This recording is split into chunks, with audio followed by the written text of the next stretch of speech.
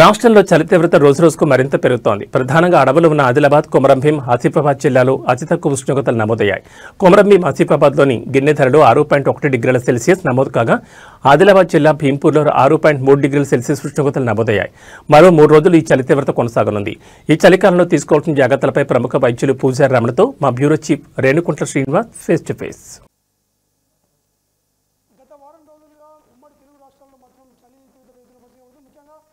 తెలంగాణలోని ఆదిలాబాద్ జిల్లాలో మాత్రం కనిష్ట స్థాయి పరిస్థితులు పడుతుంది. ముఖ్యంగా 6 డిగ్రీల సెల్సియస్ కూడా ఉన్న ప్రాంతం ఉన్నది.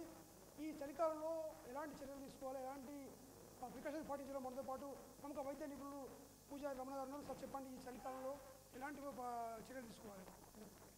వాతావరణంలో వస్తున్నటువంటి మార్పుల వల్ల ఈ చలికాలంలో విపరీతమైన చలి పెరగడం వల్ల ఆరోగ్యంపై, మానవుల ఆరోగ్యంపై, మనుషుల ఆరోగ్యంపై కూడా దాని ఎఫెక్ట్ ఉంటుంది. ఈ చలికాలం ముఖ్యంగా శ్వాసకోశ సంబంధించిన వ్యాధులు కానీ, అదేవిధంగా చర్మ వ్యాధులు కానీ బాగా పెరిగిపోయే అవకాశం ఉంటుంది. అందుకు ఈ చలికాలంలో ముఖ్యంగా వృద్ధులు కానీ, చిన్నపిల్లలు కానీ, ఇమ్యూనో కాంప్రమైజ్డ్ వాళ్ళు కానీ, శ్వాసకోశ సంబంధ వ్యాధులు ఉన్నటువంటి వాళ్ళు కానీ చలి ఎక్కువగా ఉన్న టైంలలో ఉదయం కానీ, అదేవిధంగా రాత్రి సమయాలలో బయటికి పోకపోవడం మంచిది. మిగతా వాళ్ళు కూడా అవసరమైతే తప్ప కొంచెం చలికి బయటికి పోకపోవడం అనేది, కొంచెం వాతావరణం కొంచెం వేడైన తర్వాత, కొంచెం ఉదయం 8 తర్వాత కానీ, అదేవిధంగా రాత్రి 4-5 గంటల వరకే బయట ఉండటం వల్ల ఈ వాతావరణంలో వచ్చేటువంటి మార్పుల వల్ల, చలి వల్ల కలిగే దుష్ప్రభావాలను మనం ఎదుర్కోవచ్చు. ముఖ్యంగా ఈ చలికాలంలో వచ్చే వ్యాధులు శ్వాసకోశ సంబంధ వ్యాధులు, మెయిన్గా అలర్జీకి సంబంధించినవి కానీ, ఆ తర్వాత ఆస్తమాకు సంబంధించి కానీ, జలుబు, ఫ్లూ, తర్వాత లాస్ట్ ఒక 2-3 ఇయర్స్ మనం బ్యాక్ చూసినటువంటి కోవిడ్ లాంటివి, ఇట్లాంటి వ్యాధులు, న్యూమోనియా కానీ, ఇట్లాంటి వ్యాధులు విపరీతంగా వ్యాప్తి చెందుతుంటాయి. అదేవిధంగా చర్మానికి సంబంధించిన వ్యాధులు చూసుకున్నట్టయితే ఇవి బాగా చర్మం పొడిబారిపోయి పగలటం కానీ, దురదలు లేవటం ఉంటుంది. మన తర్వాత చలి విపరీతంగా ఉండటం వల్ల అంటువ్యాధులు కూడా కొందరికి, ఇవి స్కాబిస్ లాంటివి, అదేవిధంగా వేరే బ్యాక్టీరియల్ ఇన్ఫెక్షన్స్ కూడా వచ్చే అవకాశం ఉంటుంది. ముఖ్యంగా ఈ చలికాల సమయంలో చిన్నపిల్లలు ఎలాంటి జాగ్రత్తలు తీసుకోవాలి, వెచ్చగా ఎలాంటి పాటిస్తే బాగుంటుంది? ముఖ్యంగా చిన్నపిల్లలలో ఈ చలికాలం వల్ల జలుబు, దగ్గు ఎక్కువగా రావడం వల్ల చెవు, ముక్కు, గొంతు సమస్యలు, అదేవిధంగా శ్వాస సంబంధించినటువంటి ఊపిరితిత్తులకు సంబంధించిన జబ్బులు ఎక్కువగా వచ్చే అవకాశం ఉంటుంది. ఇవి ముఖ్యంగా బ్యాక్టీరియా, వైరస్ వంటి వ్యాధుల వల్ల సంభవిస్తుంటాయి. ఇవి మనము బయట వాతావరణంలో ఎక్కువగా వాళ్ళని ఎక్స్పోజ్ కాకుండా చూసుకోవటం అవసరం ఉంటుంది. చల్లటి వాతావరణానికి వాళ్ళని ఎక్కువ చలిగా ఉన్న టైంలో వాళ్ళని బయటకు తీసుకుపోకుండా ఉండాలి.